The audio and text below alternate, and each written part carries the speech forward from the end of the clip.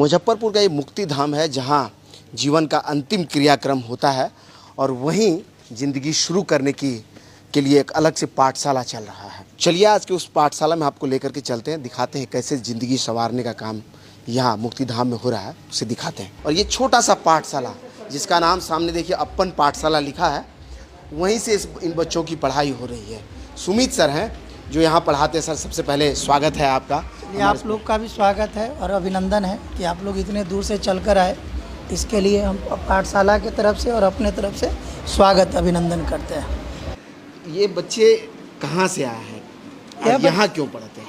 यह बच्चे अगल बगल के ही हैं और यहाँ इसलिए पढ़ते हैं क्योंकि यहाँ एक हमने पढ़ाने का प्रक्रिया प्रारंभ किया और 2 बच्चे 4 बच्चे और आज इतने बच्चे हैं, तो बच्चों में भी होड़ है कि हम लोग चलकर क्यों ना पढ़े, तो लोग नियमित आते हैं और पढ़ते हैं।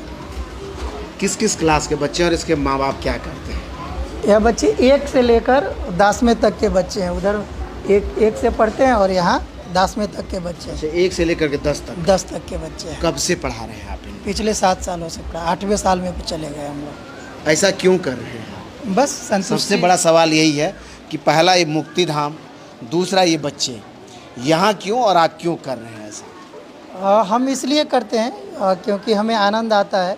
हम लोग भी पहले पढ़ते उठते थे, लेकिन बच्चों लोग हमको शिक्षक बना दिए।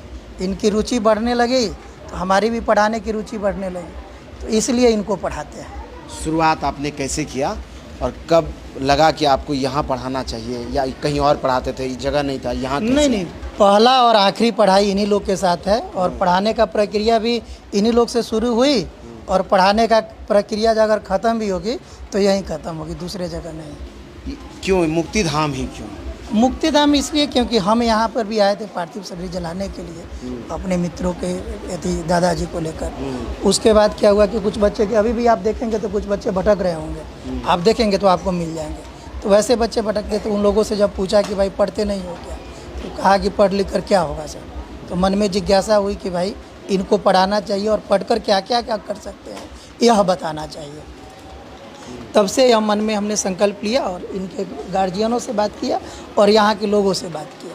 अभी इतनी व्यवस्थाएं, उस समय उतनी व्यवस्थाएं नहीं थी, लेकिन यह बरामदा था और यह इसी बरामदा से प्रारंभ हुआ और इसी बरामदा पर चल रहा है। इनके बैग पे सर वो लिखा है अपन पाठशाला लिखा। हाँ, ये बैग, बुक्स और इन सब चीज़ों का अरेंजमेंट कौन करता है, कैसे होता है?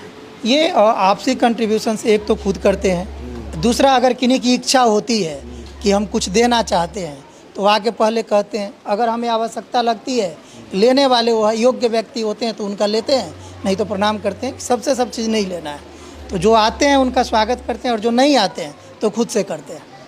किसी पर डिपेंडेंसी नहीं है।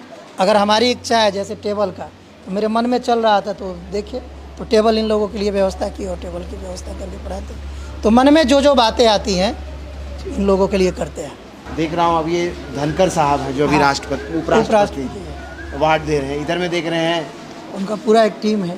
उनकी पूरी टीम है? उनकी टीम नहीं है, ये एक सम्मान मिला था, संत ईश्वर सम्मान, जो पूरे देश से 17 लोगों को मिला था, जिसमें हम थे और हमारे साथ जो चांद पर भेजे थे, जो इस चांद पे जो पता किए थे वैसे लोग थे।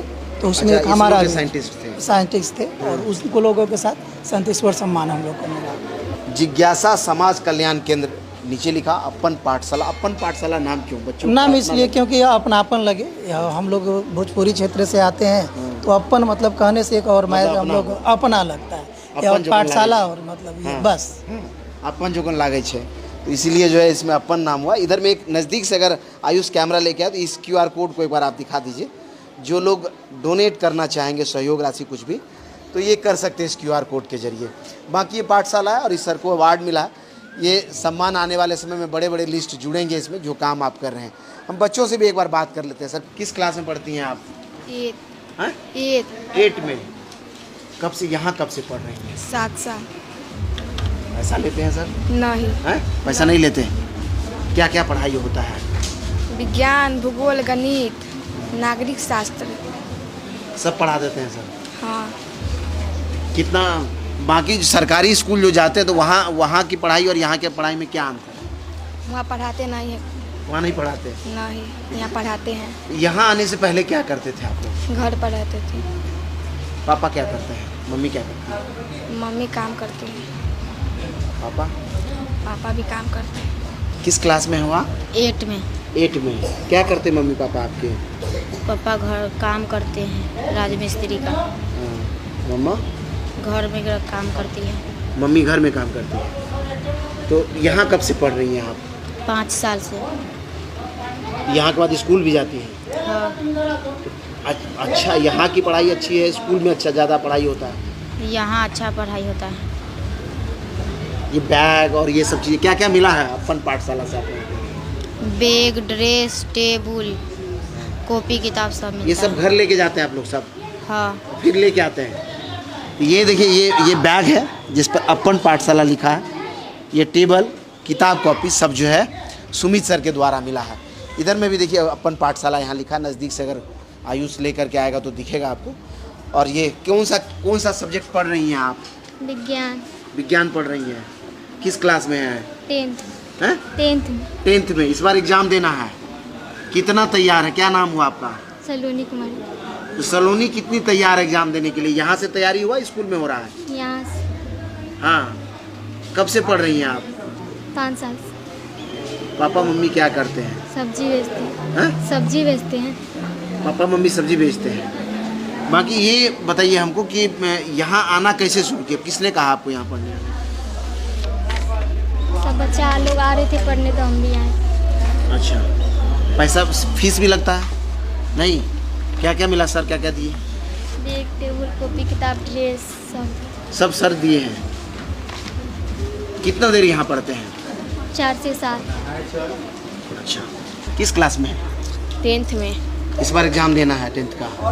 तो क्या करते हैं मम्मी पापा आपका? काम करते हैं। किस चीज़ का? सही? सामान का काम करते हैं। अच्छा, मम्मी पापा। तो यहाँ पढ़ने से पहले क्या करते थे? कब से आ रही हैं पढ़ने यहाँ? 7 साल से। 7 साल से यहाँ पढ़ रही हैं, यानी क्लास 3 से। पहले कहाँ पढ़ते थे? स्कूल में तो अब स्कूल नहीं जाते अभी? जाते हैं, कभी कभी जाते हैं। तो सुमित सर की पढ़ाई जो है उसमें क्या अलग है स्कूल से?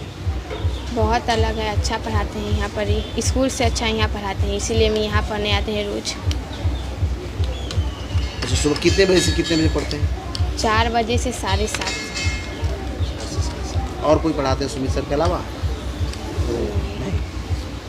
इधर में जो है बाकी छोटे क्लास के बच्चे हैं जो इधर में पढ़ाई कर रहे हैं। और यहाँ अक्षर ज्ञान से लेकर के डिग्री लेने तक की योजना है, समझ लिए। वहाँ से प्राइमरी सेक्शन है उधर में। अगर इधर में कैमरा इस तरफ में घूम जाए पैन होते हुए, तो इधर में जो लास्ट में डिग्री लेंगे 10th का, वो ऐसे बच्चे हैं। यानी 10वीं क्लास से लेकर के प्राइमरी तक के बच्चे एक ही छत के नीचे और इस अपन पाठशाला में पढ़ते हैं। हमने कहा कि एक तरफ में जहाँ ज़िंदगी का आखिरी सफ़र होता है, वहीं ज़िंदगी के पहले सफ़र की शुरुआत भी यहीं से हो रही है और बच्चे यहाँ अक्षर ज्ञान ले रहे हैं।